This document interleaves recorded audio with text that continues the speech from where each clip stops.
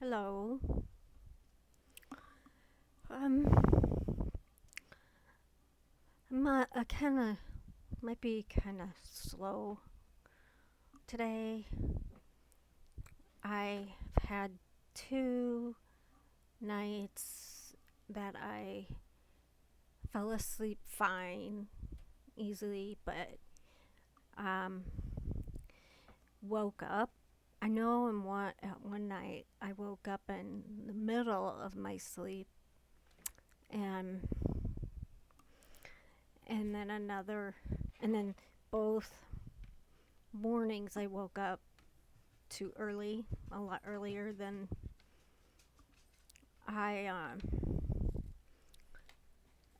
and I was not getting my normal amount of sleep because I was waking up early, and I would be able to fall back asleep, but it wasn't um,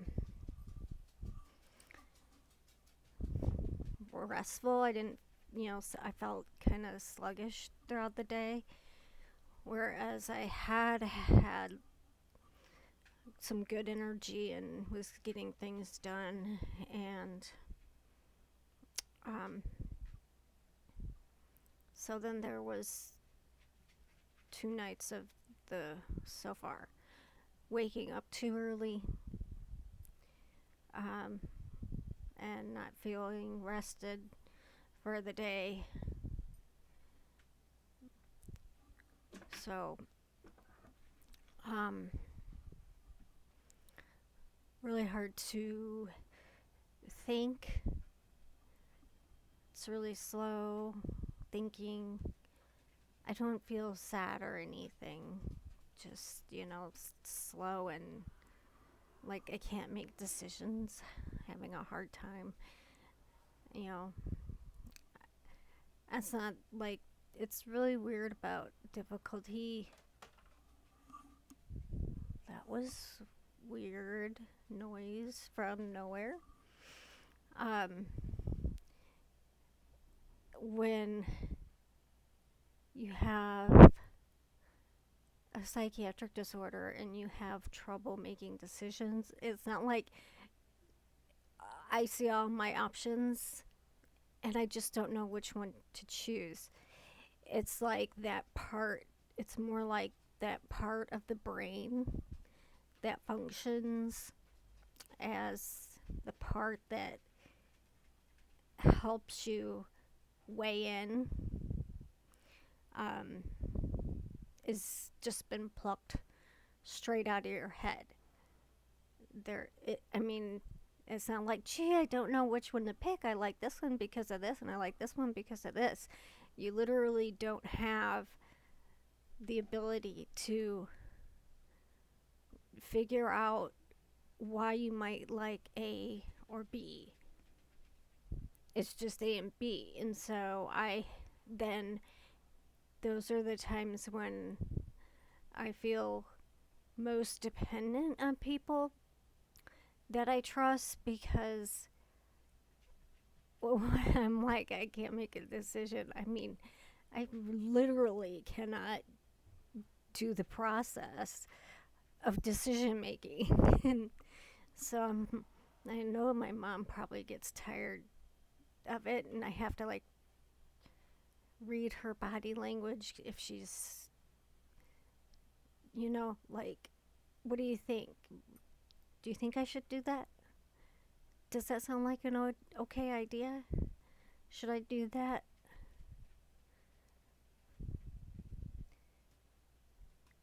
Um, do you think I can do that? Do you think that's an option? And I'm like, is she saying this just to make me feel okay? Or is that for real? Is that her answer for real? And is she being honest? You know? Um, Maybe it's a dumb idea and she's just trying not to hurt my feelings. I have no idea because I simply cannot think, make a decision think anything through. It's very frustrating, and it makes things take so much longer. It was funny. Um, when I always use the cereal aisle as the a good example. I get stuck there, and I get stuck all over, but that's the biggest place I get stuck. Cause if I'm where I'm at now, I'm unable to compare and contrast what do I want as opposed to what's best for me.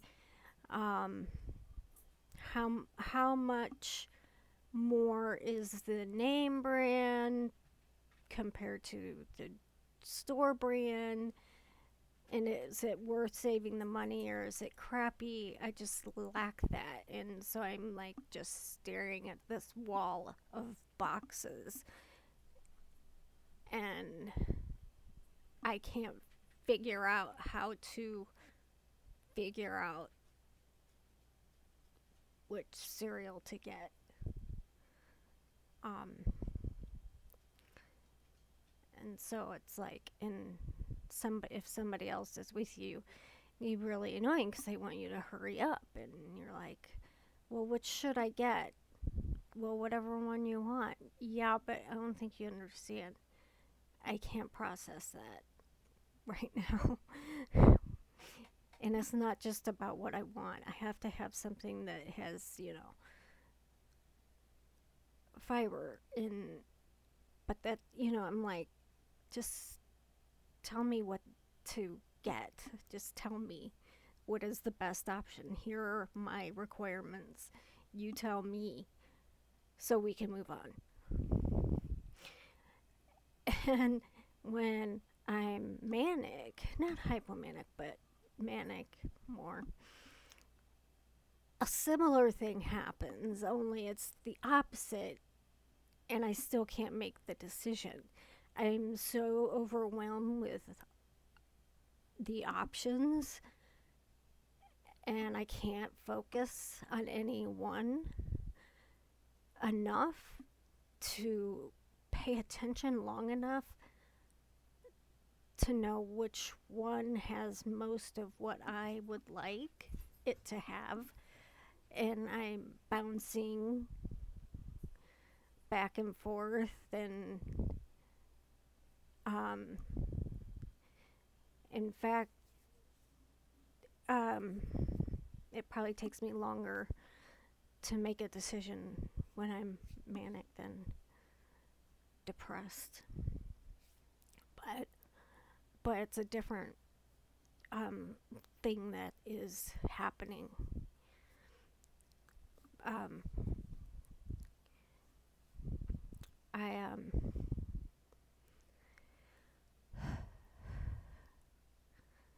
and it's frustrating because we have a limited amount of time on this earth, and there are productive things I could be doing. I could be doing things to help others.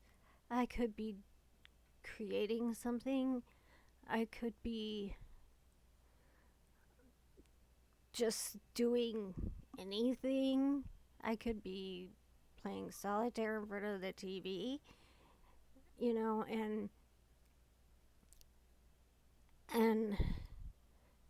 when I'm flat, nothing is nothing is enjoyable. Um, I think the only thing that really breaks through are the really short, like,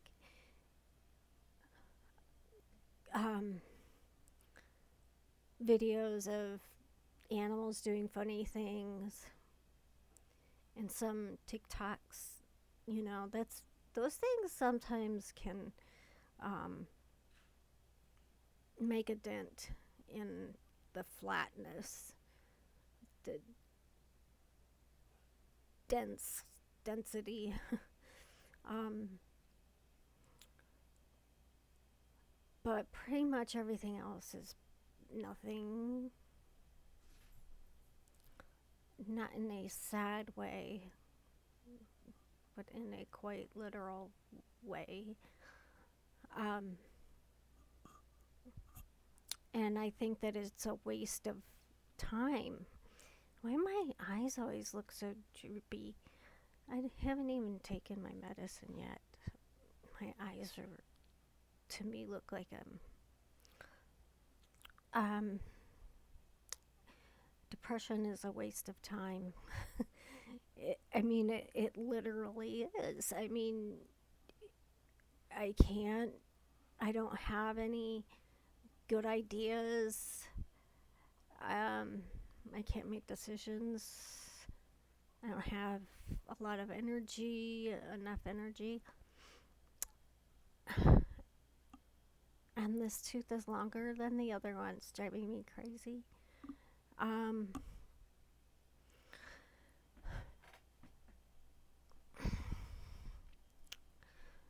um, it's just a waste of time. You can't get anything done. And there's like so much that needs to get done that you get frustrated and quit trying, give up. Well, today's blown. I'll just finish it out. And now it's really cold outside, and I can't go out in the hammock and read. But that may not be a possibility because sometimes, and sorry, I'm really stiff. Um, Part of this whole thing, and it's the case with depression and mania, is trying to read and not comprehending what I'm reading and having to go back and reread the same paragraph. I used to be,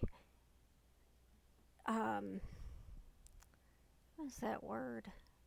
Voracious um, reader,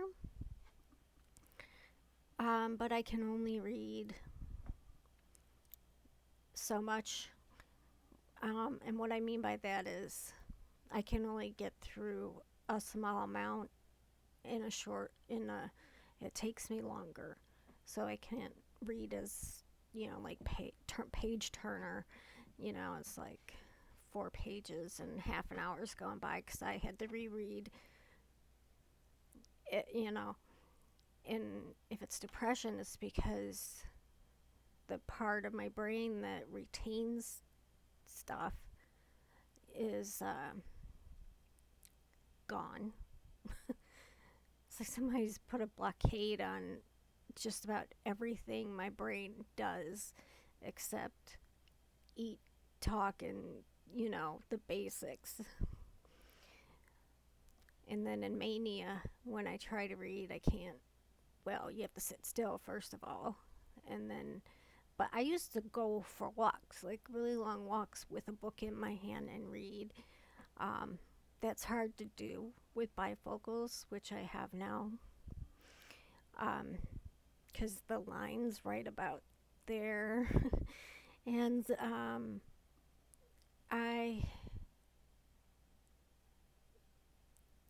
um, in mania, trying to read is just, it's too easily distracted, and all these ideas are popping into your head in the middle of what you're trying to retain, and it's just pointless. So um,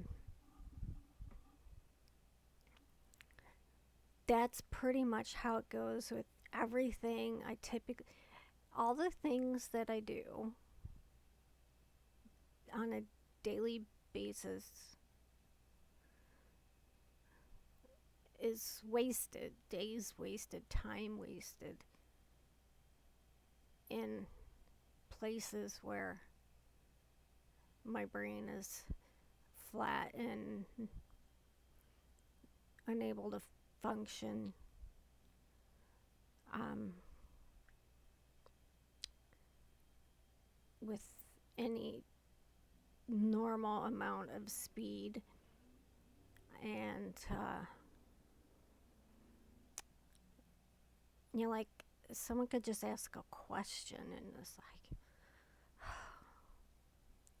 give me like half an hour and I might have, I don't know. I just ask somebody else. And mania, I just forget what you asked. But it's all really, to me, it's a waste of time. And I just wonder, I just don't think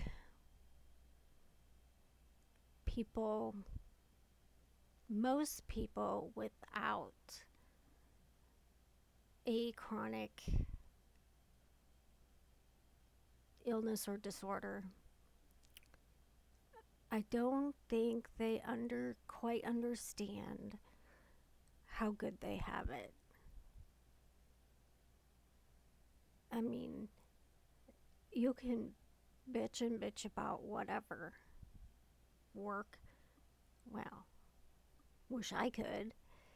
You could, that vacation you took. Well, I can't leave the house. and um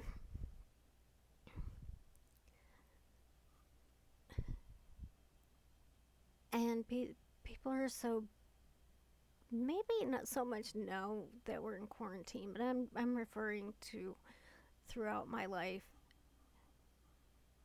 They're out there living life and doing what consists of life, and I'm floating between one mood or another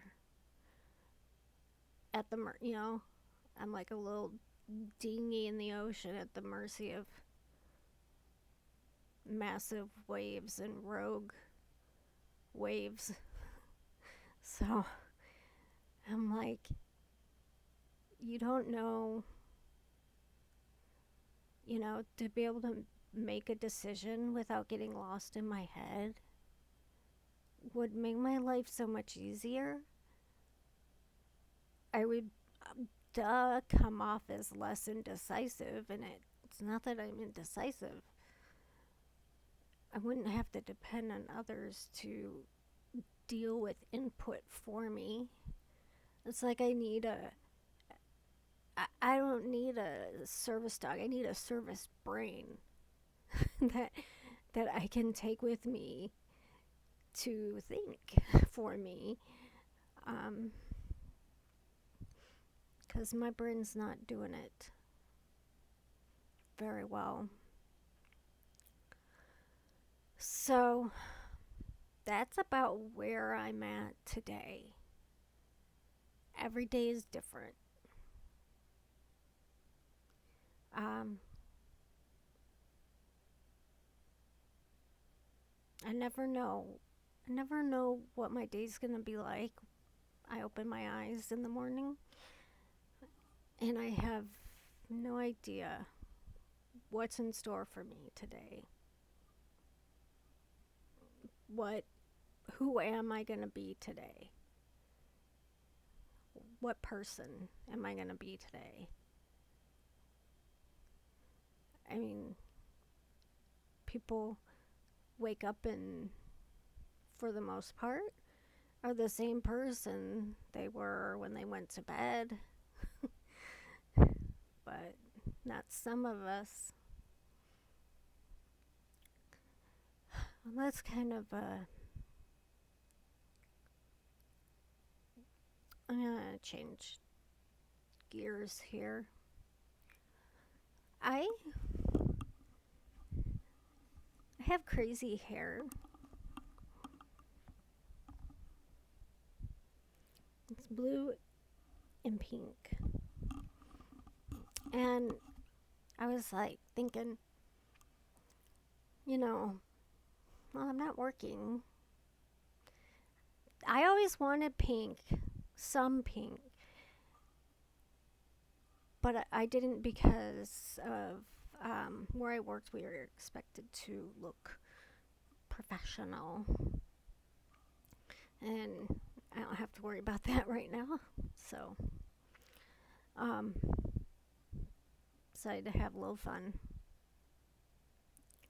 Um, if I had the money to spend on anything, I'd probably get um, a tattoo and a piercing. Now, the piercing would be something minor, like maybe a little thing here on my eyebrow. I like those. I don't like the nose rings because I have nose problems from allergies. Or, um, if I did get a tattoo, it would be Harry Potter related. I've seen a couple that I really like, but I'm just not the type of person to spend money on something like that. Um, but I am. I have made arrangements to take my dog, Finnegan, my service dog. See, there were a couple of things we needed. I trained him, and there are a couple things that need to be fine tuned. Um, and I'm taking him to a certified dog trainer for service dogs. Um, one thing we're going to work on, I need help working on, and I have done the work that I can do on this. Um, and I have made progress, but I'm hoping that they'll have um, maybe the skills to eliminate it. Um, I mean, among some other fine, like I said, fine tuning, but this thing in particular would be nice to address. And I may have said this in other videos, but he was the demonstration dog in the group dog training classes, and some woman's dog, huge English bulldog. First time she saw Finnegan, she went after him in a very aggressive manner, um, very scary. And every time she saw him, she just something about him she did not like, and she wanted to hurt him. And we did our best to avoid them being near each other.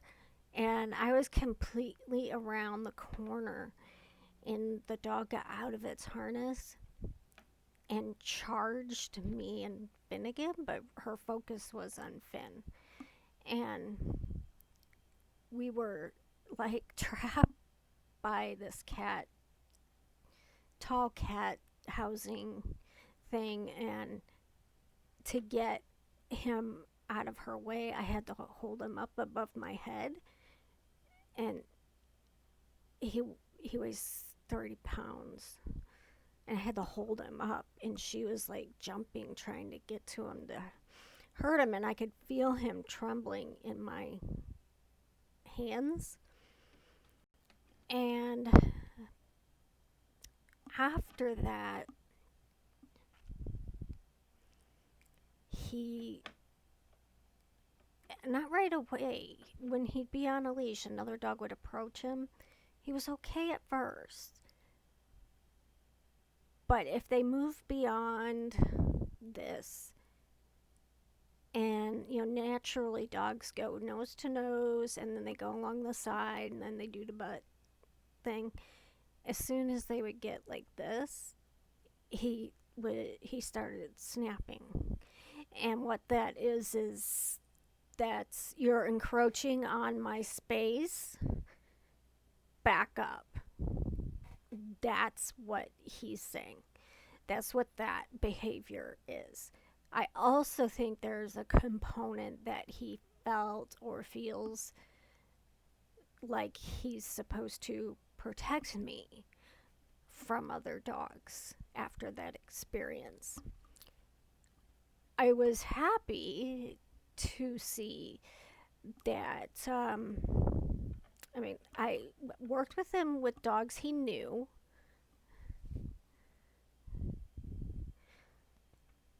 Um, Dogs he knew, and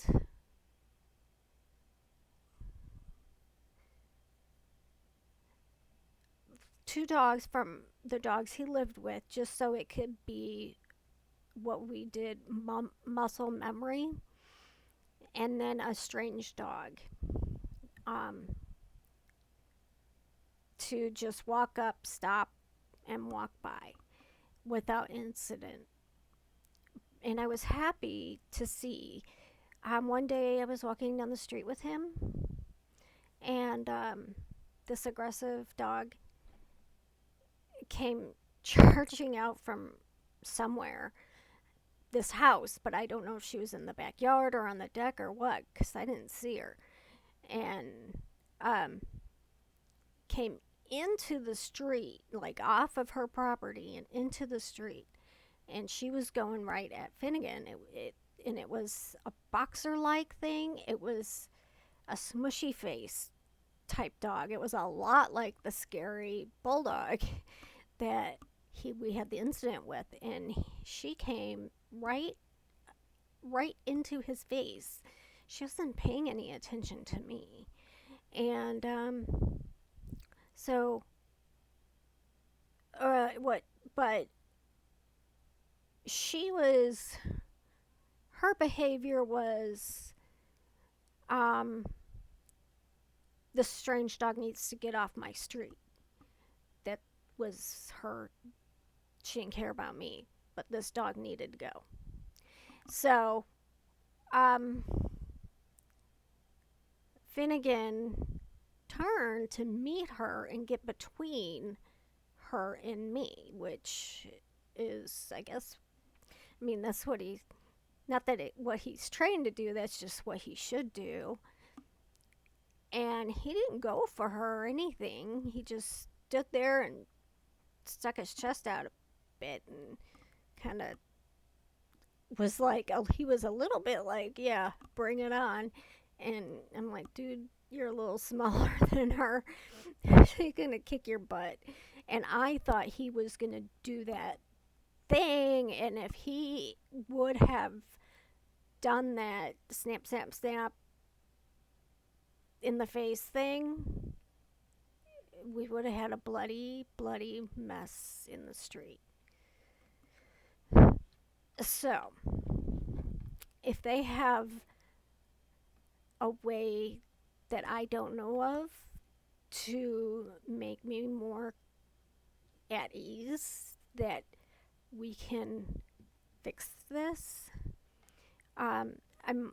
I hope my hopes are high because from the beginning, up to that point with that other dog, with that aggressive dog, he I mean, and he does like other dogs. Um, he has been known on occasion to get over the fence, even though we're like one step behind him sometimes, and fixing the fence so he can't get over. But if another dog is loose in the neighborhood, and he has been known to get out and hang out with the other dog. It's not like he's dog aggressive. It's like he was traumatized, and he needs his confidence back in that not all dogs are going to be that crazy dog that tried to eat him. So, um, it's going to cost me a lot of money, but it's something I really, really want to do. Um, I need a little bit of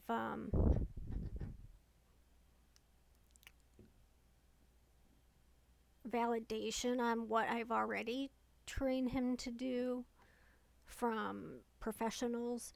These people train service dogs, therapy dogs, emotional support dogs, regular basic training. They specialize in aggression dogs from rescues and shelters, which Finnegan is. We got him when he was 4 months old, but he didn't spend a lot of time at the shelter. I picked him out pretty quickly. Um, and but that's what they specialize in, so that will be helpful. Um, and then I also think if I go and do that and I get all of that information for myself, if the time comes that Finnegan can no longer fulfill his role and I get a new dog, I'll have all of that under my belt and know exactly what to do. Um, but like I said, he's essentially done.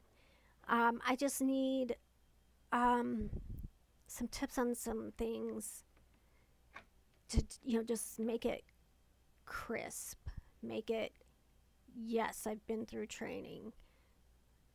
I don't need, I'm don't want anyone questioning yet. I want to be able to say, yes, he's gotten his canine good citizen, which he's already gotten, and he's been through um,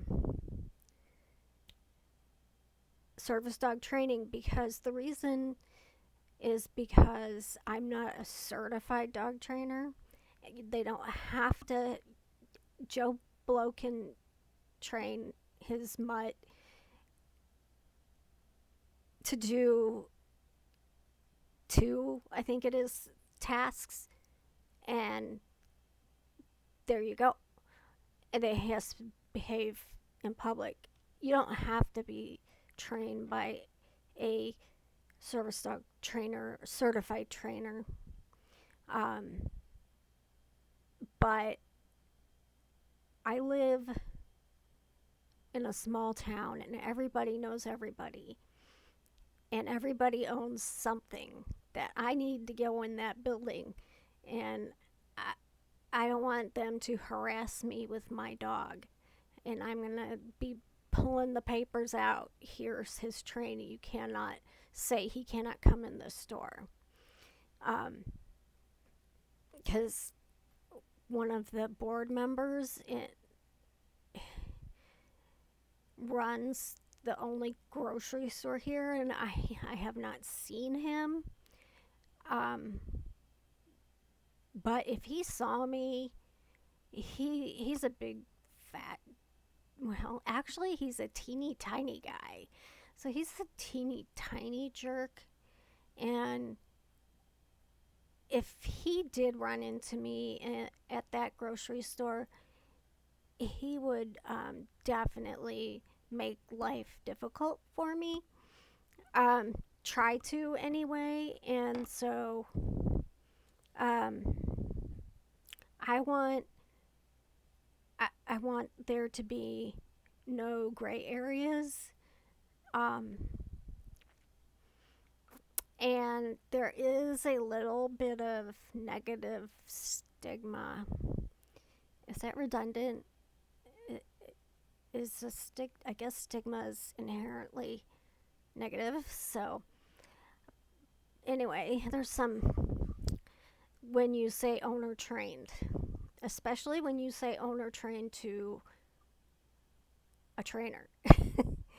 And they like roll their eyes like you have probably have no idea what you're doing, and because your dog shakes hands, you're going to walk around saying it's service dog.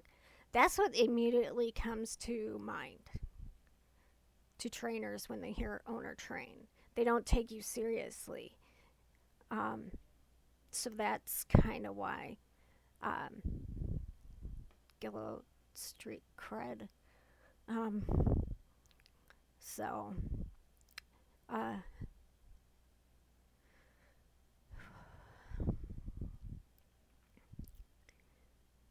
so I want to get that done, and it'll also give me something to focus on. I'm not very good at just floating by while the days go by, just floating, just getting up and going with the streams, or I'm going to do this now, I'm going to do this now, and I don't feel like doing anything now. I am not that person.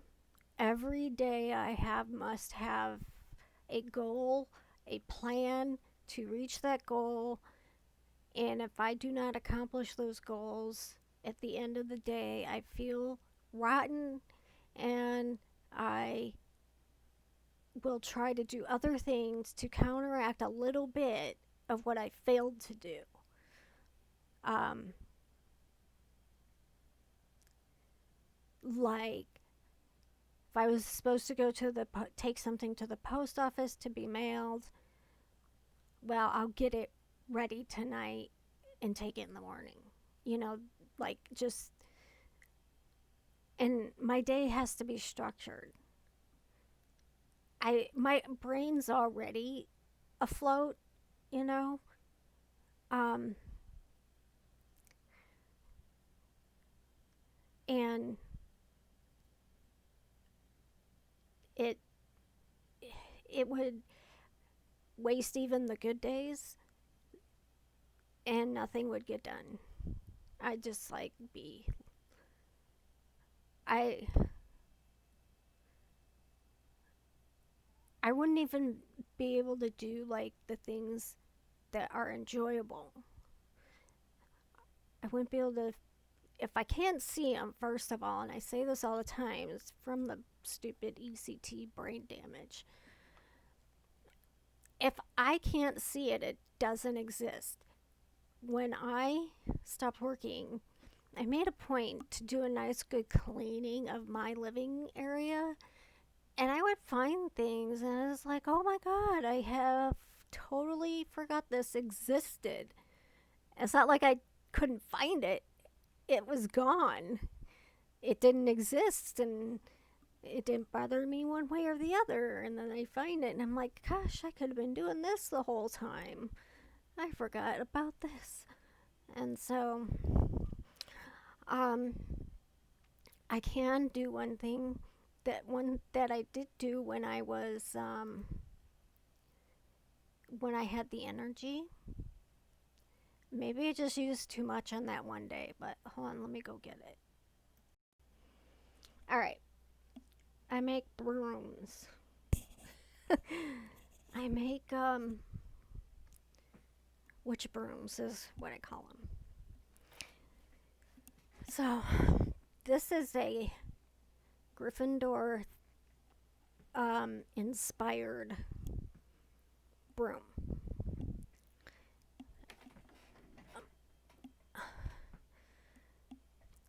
The stick of the broom,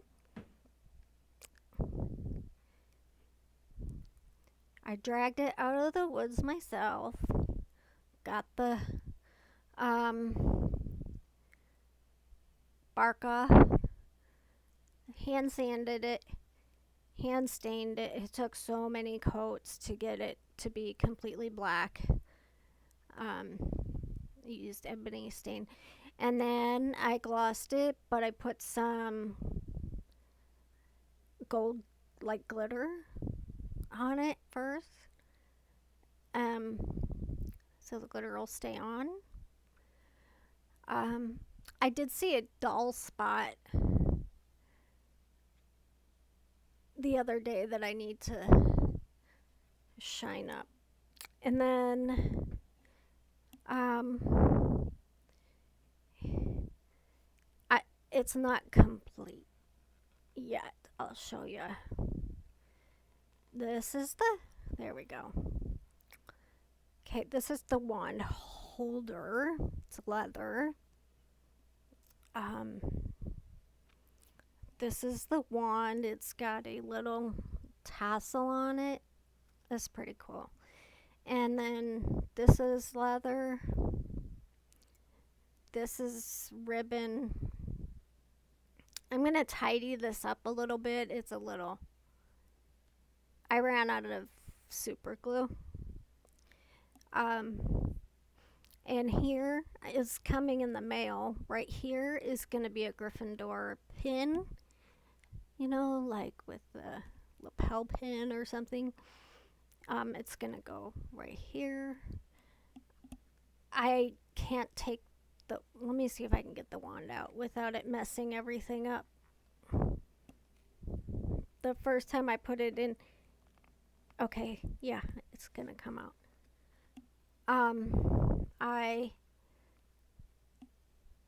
I stained this and glossed it as well. Let me see if I can get it back in now.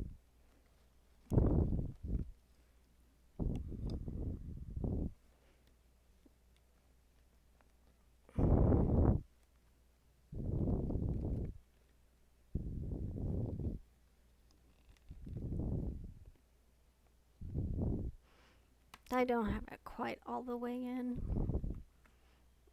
I made it a little too tight. Oh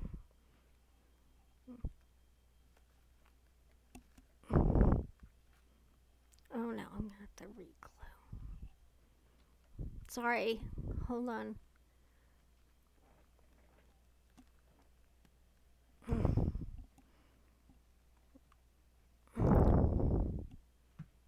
I'll fix it completely later. Um, the this it's a little red. You can I don't know if you can tell, but I stained these. They were a pale brown color. I stained these. I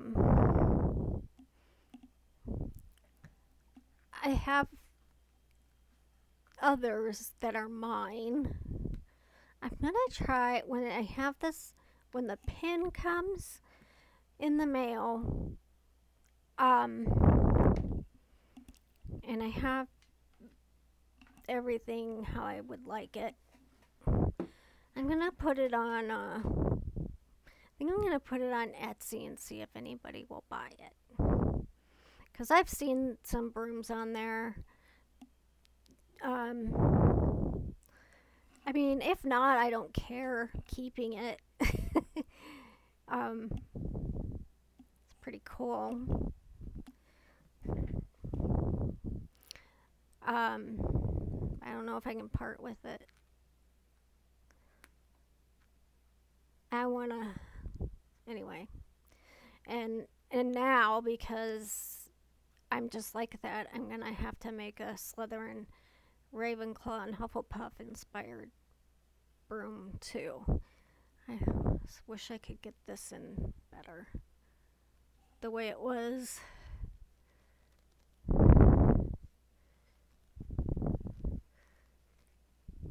Okay, that's good. I don't want to mess it up. I mean, it comes right out. Let's see.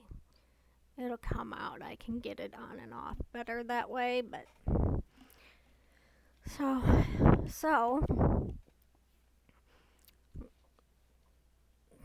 shame I didn't get to go to Renfest this year. Okay, so that's all I'm going to talk about. And hopefully tomorrow is a thinking day. If it's a thinking day, I might do live. The quality is better if I record, but I do like doing the live ones. But I have to be in a day where I have more ability to speak and come up with the words I want and stuff. Otherwise, I just talk too slow and can't get the word I want. So, I will talk to y'all later.